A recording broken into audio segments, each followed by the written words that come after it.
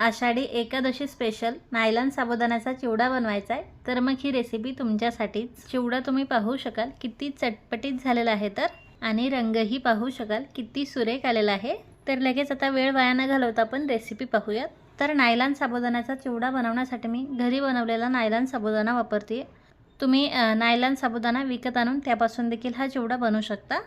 आता हा नायलॉन साबुदाणा आपल्याला तळून घ्यायचा आहे। यातला मी 1 वाटी साबुदाणा घेते। हा नायलॉन साबुदाणा तळण्यासाठी तेल आपल्याला एकदम कडकडीत गरम करून घ्यायचं आहे, आणि त्यानंतर थोड्या क्वांटिटीमध्ये साबुदाणा आपल्याला यात घालायचा आहे। लगेच असा फुलून वरती आलेला आहे साबुदाणा, तुम्ही पाहू शकाल। हा मी आता काढून घेते। यातलं सर्व तेल निथळवून घ्यायचं आहे। खूपच छान फुललेला आहे आपला साबुदाणा, आणि आवाजावरून कळालंच असेल तुम्हाला हा किती छान कुरकुरीत झालेला आहे। तर दुसरी बॅच देखील तुम्ही पाहू शकाल किती छान फुललेले आहे। तर हा देखील मी आता झाऱ्यामध्ये काढून घेते। दुसरी बॅच देखील खूप छान फुललेली आहे आपली, आणि अजून 3-4 बॅचमध्ये मी साबुदाणा तळून घेतलेला आहे।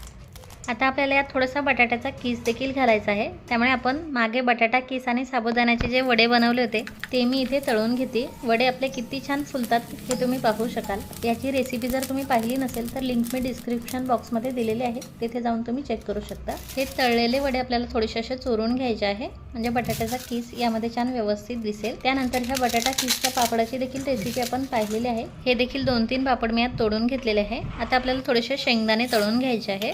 अर्धी वाटी शेंगदाणे घेतलेले आहे मी, आणि हे आता छान खमंग होईपर्यंत तळून घ्यायचे आहे। हे देखील आपल्याला साबुदाण्यावरती घालायचे आहे। त्यानंतर 2 हिरव्या मिरच्याचा पातळ कट करून घ्यायचा आहे, आणि हे देखील तळून घ्यायचे आहे। हे देखील आपण साबुदाण्यावरती घालूयात। आणि आता हा नायलॉन साबुदाण्याचा चिवडा चटपटीत बनवण्यासाठी आपल्याला अर्धा चमचा आमचूर पावडर यामध्ये घालायचे आहे। त्यानंतर 1 छोटा चमचा काश्मीरी लाल मिरची पावडर घालायची आहे। अर्धा चमचा मीठ घालायचं आहे। 1 चमचा पिठी साखर घालायची आहे, आणि हे आता आपल्याला व्यवस्थित मिक्स करून घ्यायचं आहे। अशा प्रकारे आता माझ्या मुलीसाठी यातला अर्धा चिवडा मी काढून घेते, कारण तिला जास्त तिखट चालत नाही। आणि आता अर्ध्या चिवड्यामध्ये मी अर्धा चमचा लाल मिरची पावडर टाकून चिवडा व्यवस्थित मिक्स करून घेतलेला आहे। आता याला एकदम विकतच्या सारखा रंग आलाय, तुम्ही पाहू शकाल, पण चव त्याची विकतच्या नायलॉन चिवड्यापेक्षाही भारी आहे बरं। आवाजावरून कळालंच असेल तुम्हाला हा किती छान कुरकुरीत झालेला आहे। तर आणि आता नॅचरल सूर्यप्रकाशात तर याचा रंग तुम्ही पाहू शकाल किती सुरेख आलेला आहे। तर आणि आता आपला चिवडा कसा झालाय हे आपण तन्वीला विचारूयात। तिच्यासाठी मी थोडासा फिक्कावाला चिवडा बनवला होता, आणि ती खाते तर आवाज येत असेल तुम्हाला किती छान कुरकुरीत आवाज येतोय। तर आणि तिने देखील सांगितले आहे खूप छान कुरकुरीत झालेला आहे चिवडा।